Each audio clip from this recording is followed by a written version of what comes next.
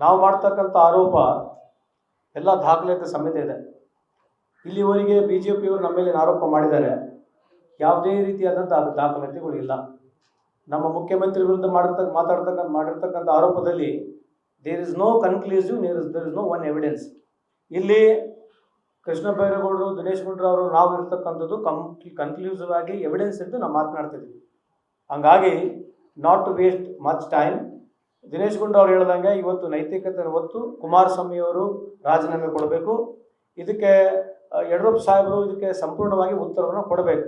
ಎಲ್ಲರಿಗಿಂತ ಹೆಚ್ಚಾಗಿ BJPಯವರು ದಯಮಾಡಿ ದಾಖಲಾತಿಗಳನ್ನ ಬಿಡುಗಡೆ ಮಾಡಿದ್ದೀವಿ. ನೀವು ನಿಮ್ಮದೇ ಆದಂಥ ಗವರ್ನರ್ ಇದ್ದಾರೆ, ಗವರ್ನರಿಗೆ ಹೋಗಿ ಪುನಃ ತನಿಖೆ ಮಾಡಕ್ಕೆ ಹೇಳಬೇಕು. ಪ್ರೆಸಿಡೆಂಟ್ ಆಫ್ ಇಂಡಿಯಾ ಇದ್ದಾರಲ್ಲ, ಪ್ರೆಸಿಡೆಂಟ್ ಆಫ್ ಇಂಡಿಯಾ ಅವರು ಇದಕ್ಕೆ ಬರಿಬೇಕು ವಾಪಸ್ ಈಗ. ಯಾಕಂದರೆ ನಮ್ಮ ಕೇಸ್ಗಳಲ್ಲಿ ಪ್ರೆಸಿಡೆಂಟ್ ಆಫ್ ಇಂಡಿಯಾ ಅವರು ಬರಿತಾ ಇದ್ದಾರೆ.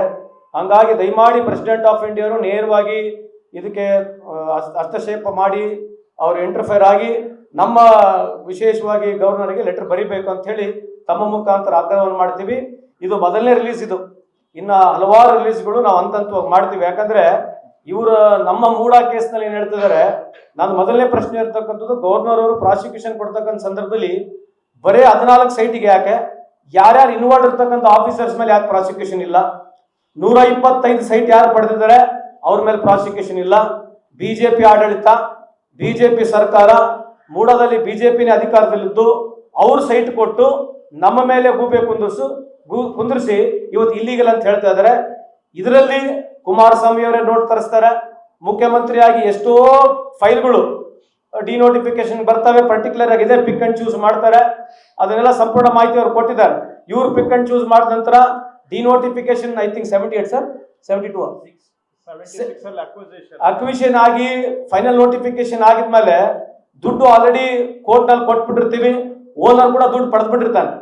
ಸರ್ಕಾರದಲ್ಲಿ ಇರ್ತಕ್ಕಂಥ ಆಸ್ತಿ, BDN ಇರ್ತಕ್ಕಂಥ ಆಸ್ತಿನ ಎಲ್ಲ ಆಫೀಸರ್ಗಳು ಕೆಳಗಿನಿಂದ ಮೇಲ್ವರೆಗೆ, ವಿಶೇಷವಾಗಿ ಪ್ರಿನ್ಸಿಪಲ್ ಸೆಕ್ರೆಟರಿ ಅವರು ಕಾನೂನಲ್ಲಿ ಪ್ರಾವಿಷನ್ ಇಲ್ಲ, ಮಾಡಕ್ ಬರಲ್ಲ, ಡಿನೋಟಿಫಿಕೇಶನ್ ಬರೆದ ಮೇಲೆ ಕೂಡ ಇವರು ಯಾವುದೇ ಒಂದು ಲೀಗಲ್ ಒಪಿನಿಯನ್ ಪಡೆಯೋದಿಲ್ಲ.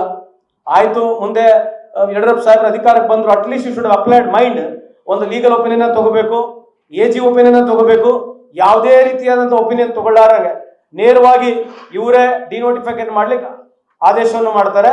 ಅದಕ್ಕೆ ದಿನೇಶ್ ಗುಂಡೂರಾವ್ ಅವರು ಕೇಳಿರ್ತಕ್ಕಂಥದ್ದು, ನಿಮ್ಮಿಬ್ಬರು ವಹಿವಾಟು ಪಾರ್ಟ್ನರ್ಶಿಪ್ ನಲ್ಲಿ ಏನಾಗಿದೆ ಅದು ಜಗತ್ ಜಾಹೀರಾಗಬೇಕಂತ ಹೇಳಿ ಕೂಡಲೇ ಇವತ್ತು ಇವರಿಬ್ಬರು, ವಿಶೇಷವಾಗಿ ಸನ್ಮಾನ್ಯ ಕುಮಾರಸ್ವಾಮಿ ಅವರು, ನೀವು ಕೇಂದ್ರ ಸಚಿವರಾಗಿದ್ದೀರಿ, ನೀವು ರಾಜೀನಾಮೆ ಕೊಟ್ಟು ಮುಂದೆ ಸ್ಪಷ್ಟೀಕರಣ ಕೊಡಬೇಕಂತ ತಮ್ಮ ಮುಖಾಂತರ ನಾವು ಆಗ್ರಹ ಮಾಡ್ತೀವಿ.